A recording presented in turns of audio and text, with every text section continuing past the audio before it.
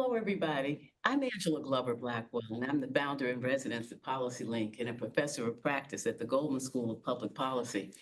And we are gathered here to select 40 individuals who will be part of the first ever Civic Assembly in the Bay Area. This Civic Assembly will offer 40 individuals an opportunity to deliberate about an important Oakland issue: vacant lots, vacant storefronts, and vacant properties.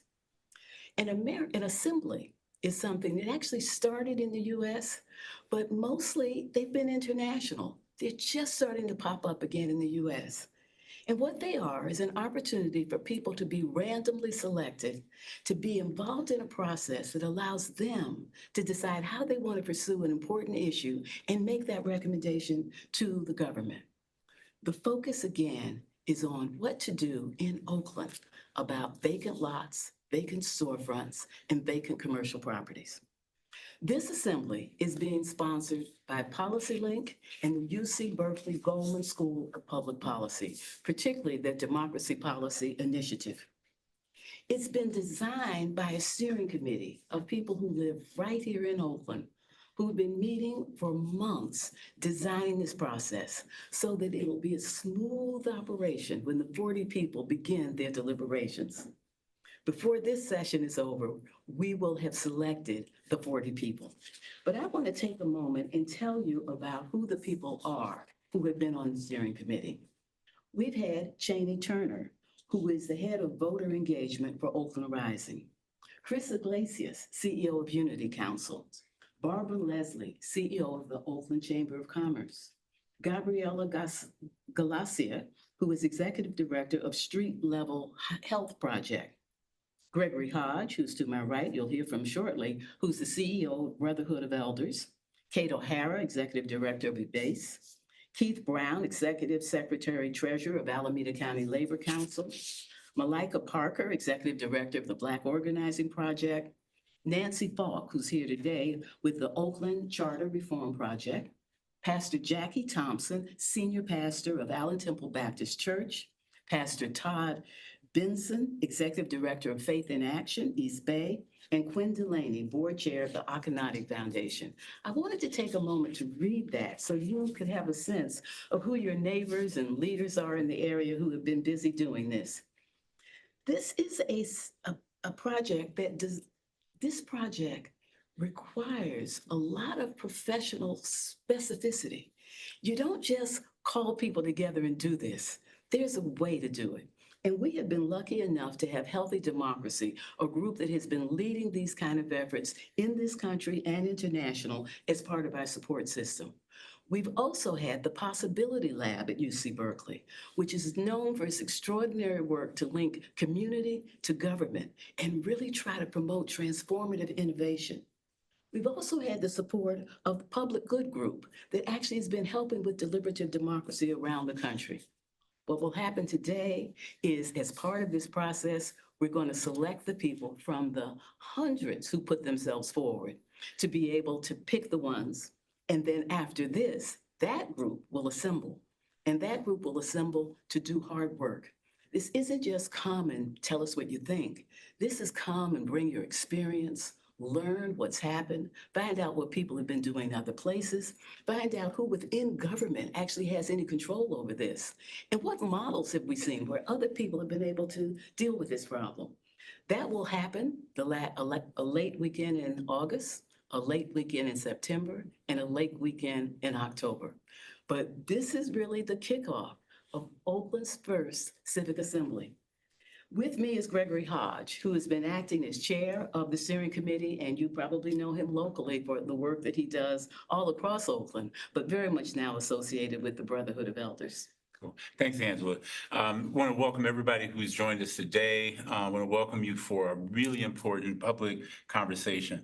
As we introduce the Oakland Civic Assembly, I want to tell you a little bit about the honor I've had of being on the steering committee. The steering committee is made up of a lot of people I've known for years, as well as some new faces, and we're really excited about the prospects of this assembly coming together. This is an opportunity for us to model governance and co-governance in a very different way.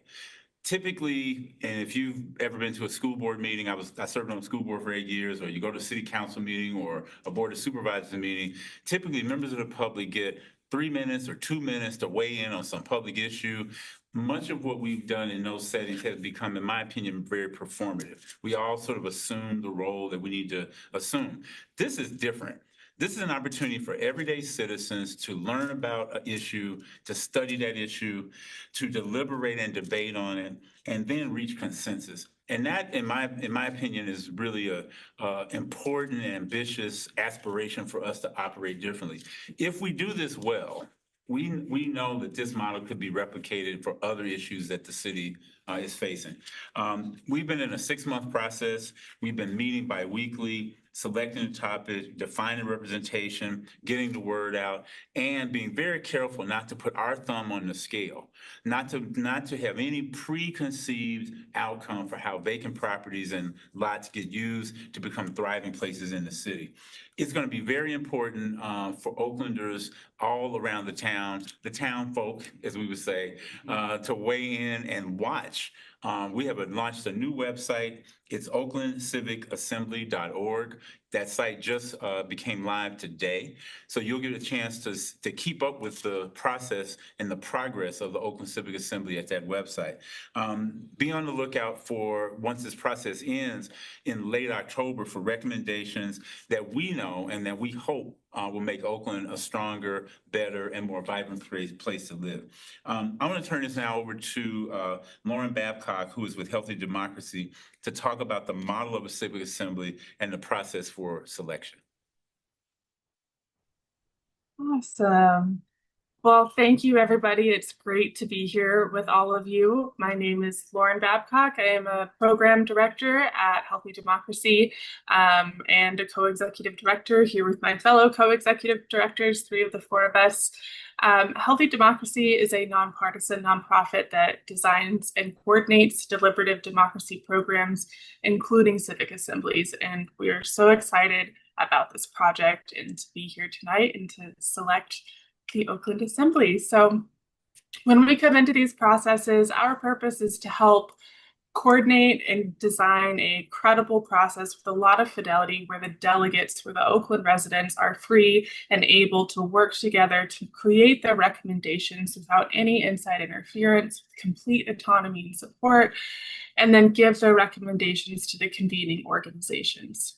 And when we say nonpartisan, we say we are completely impartial to the topic at hand.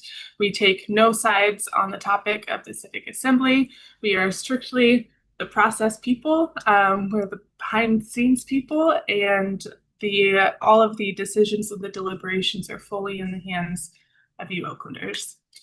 So these processes, like Angela and Greg mentioned, are different from traditional public engagement methods because they create space for everyday people to really speak for themselves and to really dive deep into an issue and learn really deeply about an issue, and then literally author their own policy recommendations. So we are impartial to the outcome of the event, but we are very fierce defenders of the integrity and the fidelity of the process. So I am proud to be part of this project. I hope you all are too. It's the first civic assembly in the Bay Area, and I'm seeing a lot of momentum, so I don't think it will be the last one. And y'all are on the front lines of democratic innovation in the United States. So next, I'm going to do a really brief overview of what a civic assembly is. I think everybody here probably knows, so I will keep it really brief. And then I will pass it off to Lynn to talk about the selection process.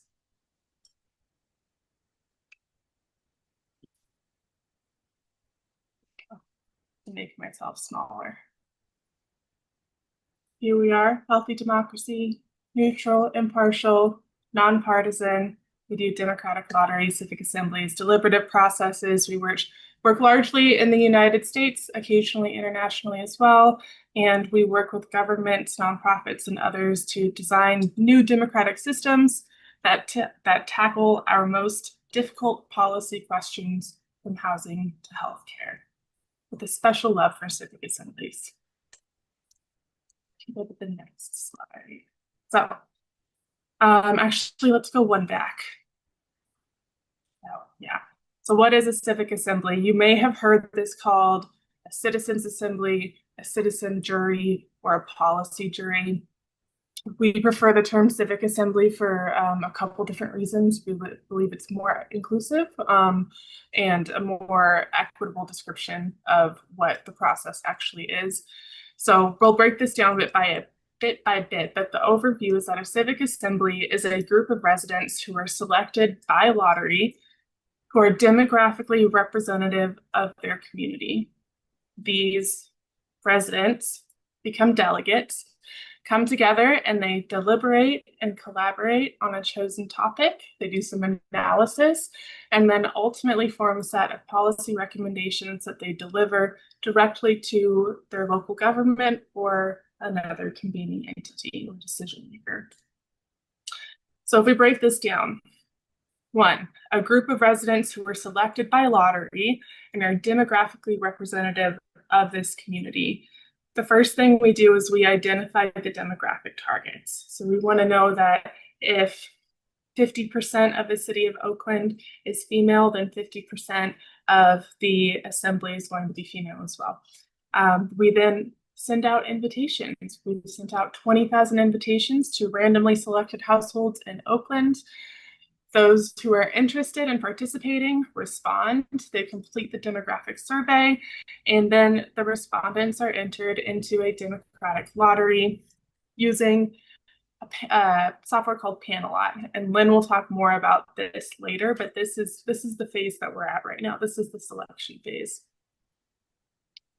So these delegates, these randomly chosen Oakland residents will come together and I like to say they're chosen randomly, but specifically because of their differences in many ways. And so we like to say it's like a city in one room. They come together and they learn about the topic. They have very deep conversations. And sometimes there's different disagreements, very constructive disagreement. They collaborate, they analyze. And in the beginning, this looks like the assembly is approved. We get the go-ahead, we've got the funding, we're going to do it. A topic is chosen, in this case, vacant storefronts and lots. And then a framing question is created. And I believe we'll hear what the framing question is later, but it was on the postcard that was sent out to all of those who were invited.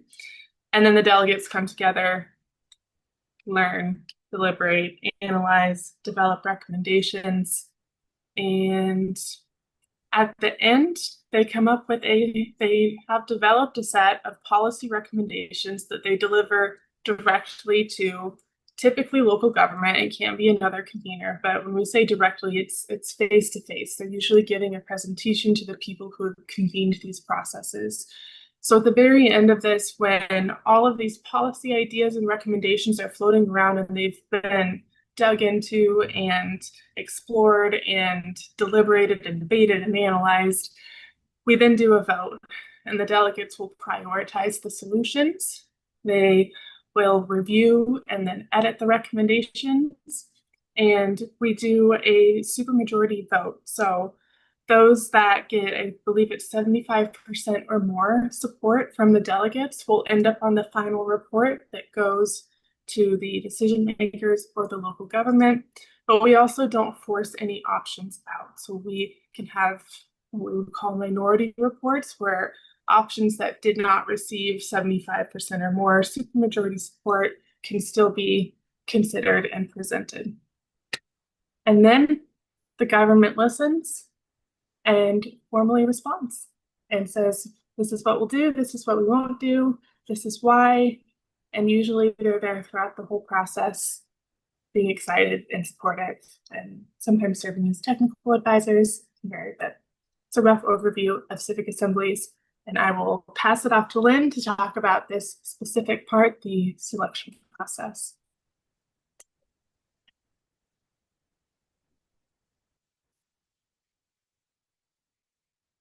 Lynn, are you there? Oh, yeah. Hi. Don't hear you. You're on mute. There you go. Oh, there we go. I had to be unmuted. Hi, everyone. I'm Lynn Davis. I'm one of the other program directors at Healthy Democracy. I'm going to talk about the selection process a little bit and some of the details of what this one looked like. This is always such an exciting part of the process because this is when people actually get chosen onto the assembly, and then we'll be working. They'll all be working together for several weekends over a couple months. Um, as Lauren mentioned, the first step has already started. The steering committee set categories and targets. I'll talk about what those are in a sec. Then we sent out actually 21,000 postcards to randomly selected addresses across Oakland, plus um, dozens more that were distributed by social service agencies to folks who aren't living in a traditional address, either because they live in institutionalized situations or because they're living on the street or for some other reason. Now, we received about 334, in fact, exactly 334 replies that qualified. That is, they weren't duplicates or they weren't, they weren't missing information or that kind of thing, both online and in mail. Some of you replied by one or the other, or some called us on the phone and we helped you fill out a form. Then we've run an open source representative random sampling algorithm. That sounds like just a million big words, but this thing basically selects an assembly that is representative of the public on many different areas of diversity, but is still random. It doesn't have any human fingerprints over it, and it's not AI either. It's just math. And then what's happening today is that one of those assemblies that the algorithm has created, and there were dozens, will be selected as the real assembly that is going to be gathered together starting in August, and going to be working together. And Grace, I had a couple more slides, if that's possible to put those back up. I'm not sure before we play the mayor's video. I just want to show you a map of what this looked like across the city of Oakland. Really a broad representation of Oakland in terms of geography, in terms of who replied, and then talk just a tiny bit about the demographics. There were 8 demographic categories chosen by the steering committee. These were age, location of residence, household's housing status, like do you own or rent your home, or are you unhoused or in another setting, gender, ethnicity, race, educational attainment, and language spoken at home. And we'll have all the data about how many people replied, what the percentages are in the population, and what this looks like actually on the assembly in the end very soon. But we don't know those percentages yet because that's what's being selected tonight. So maybe I'll stop there. Let me turn it over to the mayor to say a few words. While we're waiting for the mayor to start, it is so important that we've had the support from the city. This is not being run by the city, it's being run by the community. But we want to make sure that it's not just going to fall on deaf ears. So the mayor has known about this, city council members know, members of the board of supervisors, and our mayor from Oakland has absolutely committed that what comes out of this process will be received, will be considered, will be put on the city council agenda, and will be directed to whatever the appropriate committee is, and there'll be a public hearing. And that has all been in writing. So those of you who are doing this know that it's being done to be listened to and hopefully acted upon, but we'll see what we come up with. Oakland, congratulations to the kickoff of this amazing civic assembly. You are now part of something this city has never, ever done before. Now, let me say this loud and clear. I am so proud of Oakland today. Our own community looked at one of our toughest challenges, vacant storefronts and lots, and said, we're not waiting. We're bringing and building the solutions ourselves. Nobody at City Hall started this. Oakland started this. And I have to say, that's what power to the people means. Our city government is ready and eager to hear what you bring back, and your recommendations will get real serious consideration. I could not be more excited to see what you build. Oakland is on the move. Power to the people. Thank you, Mayor Lee. Yeah. So before we do the election process, there's one thing I didn't say in the beginning that I think is important. And that's why Policy Link and the Goldman School are involved in this in the first place. Policy Link is an organization that really works to advance the laws and policy and public will that a nation needs to govern for all. With that being the mission of the organization that I'm associated with, being able to develop a tool, a strategy to be able to show how that happens in local communities is very important. The Goldman School of Public Policy at UC Berkeley and the Democracy Policy Initiative specifically very much believes that high quality, good, authentic policy serves human flourishing. And in order to do that, the people have to be involved. We believe in voting. We believe in representation. I think boards and commissions are wonderful. And here's another tool that enables everyday people to make their voices heard, because who can tell you more about human flourishing than the people? And so we are so thrilled to be here today to be able to select the people who are going to address this issue. And Greg and I are going to see if we can pull this off. This is probably the hardest part of this whole thing, right? I'm going to turn, and each time we take a ball out, the numbers are 1 through 0. 1 through 0, 0 through 9. We'll put it back in so that each time there's a possibility of a number from that. All right. So the first number is 8. 8. We'll put the ball back in. Get it back in. This is hard. There you go. Okay.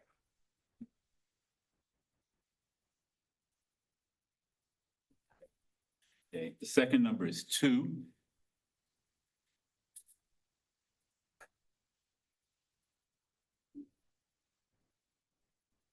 All right.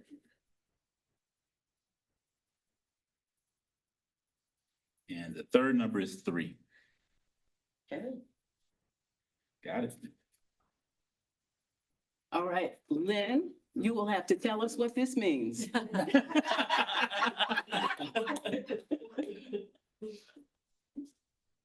We have done our job. Right. Come off mute, please. We can't. Okay, I can't unmute myself apparently. Super. I will be putting this into the big spreadsheet behind the scenes and putting the ID numbers up on screen of folks who have just been selected. So I'm going to turn it to Grace to talk about what's going to happen next while I do that, and then I'll be right back with you. Thank you, Grace. Yeah, so while Lynn is putting the numbers into the software to figure out who's in the assembly, I'm going to let you know what happens. If you are selected, what will happen is you'll get an email from me personally. I will also be calling every delegate who's selected to get a sense for if you have any accessibility needs, if you need an interpreter, or if there's anything we should know that will make participation more possible for you. I would love to hear back when you hear from me right away, so that we know that you're confirmed, and you can make those dates of the assembly. For those of you who do not hear from me right away, there's still a chance that you would be selected as an alternate to the assembly. What that means is that you would show up on the first day of the assembly, the Saturday, August 22nd, and observe the process for the first half of the first day. You'd be paid for that time. And then if anyone isn't able to come to the assembly, who is originally selected as a delegate, we will randomly select from the alternates to replace anyone who doesn't show up for that event. In addition, if we have people who know they can't come, we will do a reselection process to make sure that the assembly that we start with is representative of the community at large. So so you have 2 more options if you're not selected today to be part of the assembly, and that's either you become an alternate, and then you get placed as a delegate because someone doesn't show up, or you get selected in a reselection process for someone whose spot needs to be filled. So keep your eyes on your emails and look out for emails from us at Healthy Democracy. You might want to add us to your contacts and check your spam folders, because occasionally those need to be, those could end up in there. And keep in touch. We gave you James, we gave the website, and so stay tuned to the Oakland Civic Assembly.org website and look for other opportunities to be involved and continue to follow along with the process. Lynn, how close are we to having the slide ready to show with the delegate numbers that have been selected? Unmute. It looks like he's ready. Thanks. It's ready. Here we go. I'm going to show it on screen now. If you recognize your number, then this will be you. I'll say while it's loading that there may be some of you who see a little letter after your number. That's because multiple people from the same household signed up, which was totally fine. We invited you to do that. But as we said, we're only going to select one person from your household. So you may not know who A, B, and C are yet, but we'll tell you that's one of you who had that number. So these are 41 folks, actually. The number of delegates is going to be 40, but because of a little bit of math in the selection that we'll have some notes about later, we're selecting 41 today, and then usually somewhere around 20 to 30% of folks will drop off in the next week, and there will be, as Grace mentioned, a reselection process in about a week, and also alternates selected. So the final number will be 40, but it goes through several steps here. So, but if you're in this first round, you've got first dibs at being on the assembly. So congratulations. And if I can just add, you can take a picture of this, but you will hear from us. So you don't have to worry that if you're not able to capture these numbers, we will let you know that you have been selected. I thank you all so much for having put yourselves forward. This is going to be fun and it's going to be important. Thank you very much.